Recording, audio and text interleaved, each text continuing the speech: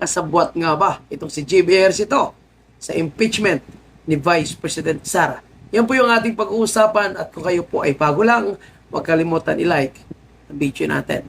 So mainit ngayon ang dugo ng mga Duterte supporters kasama tayo mga kababayan dahil sa nakita nating nagtrending sa social media na ibinos ng Molo Mansion which is mula po sa Iloilo. Kasama kasi sa isang pagmi-meeting itong si Terry Redon at si GB Ejercito at kasama din yung mga kongresista na pumaldo sa Iloilo. Pumaldo, ibig sabihin, ito po yung mga pumerma sa impeachment ni Vice President Sara. So magkasama silang nag-meeting. Alam natin mga kababayan na yung mainit na issue ngayon ay ang impeachment ni Vice President Sara. Kaya nga nung nakaraang linggo, napilitan po na lumabas si Senator Bato de la Rosa upang bumoto pabor kay Senate President Alan Peter Cayetano para magkaroon ng impartial, patas na pagdinig sa impeachment ni Vice President Sara. Which is, nakita na natin sa Kongreso na napaka-bias, planado ang impeachment kay Vice President Sara. Sinasabi ko nga, before pa nagkaroon ng filing of impeachment, nagkaroon ng mga article of impeachment, alam po natin, alam ng mga Pilipino, majority of Filipinos, maliban na lang sa bubot tanga ng mga loyalistang dilawan, na gusto nila ipa-impeach si Vice President Sara. Ngayon, lalo pa tayong napaisip na ang isang senador na kasama po sa magiging impeachment trial judge ni Vice President Sara ay kamiting ni Redon. Si Redon po ang isa sa talagang gigil na gigil na i-impeach po si Vice President Sara. Kaya, GB Ejercito, ano ang iyong pinag-uusapan? Di ba? Kasi, lalo na ngayon, araw ng Lunes, magko-convene yung Senado bilang impeachment court ni Vice President Sara. Tapos sila ay may mga advance na napag-uusap na pag-meeting na nadodokumento. So, si JB Ejercito ba ay kinakausap? Kaya napapaisip tayo, kaya siguro nag-abstain din siya sa nangyaring butuhan sa pagpili ng bagong Senate President dahil sa mga kausap niya.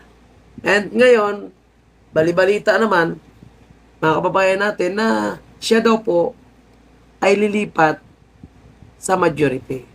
So, lilipat daw po siya kay Senator Alan Peter Cayetano as part of majority. So, magiging 4-10. Pero ano yung kanilang pinag-uusapan?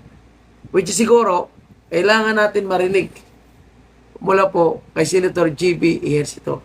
Alam natin na na-experience ng tatay niya, ni Irap Estrada, kung paano po na-impeach at kung paano po pinulitika.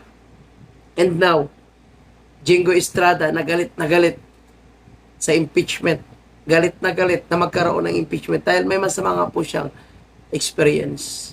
At ayaw niya na magkaroon ng impeachment trial. Dahil unang-una, mga kababayan po natin, alam mismo nitong si Jingo Estrada na masasayang po yung pera ng taong bayan. Masasayang po na naman yung kaba ng taong bayan sa gagawing impeachment trial. Sayang yung kanilang oras, napakaraming batas na dapat ipasa. Napakaraming problema ng ating bansa. Nandiyan po yung problema sa kuryente na itong Meralco. Nakita nyo naman kung ano ang ginagawa nila. Nagkasabuatan sa gobyerno, pinapasok pa yung mga ayuda na binibigay ng gobyerno, pinasok doon sa Meralco. Mahal na tubig, mahal na pagkain, mataas na inflation. Ito pa, hindi nila matanggal yung excess tax, hindi nila matanggal yung dahil sabi walang pera ang gobyerno. Bakit inuna nila yung impeachment? Kung saan bilyon ang kanilang ginastos.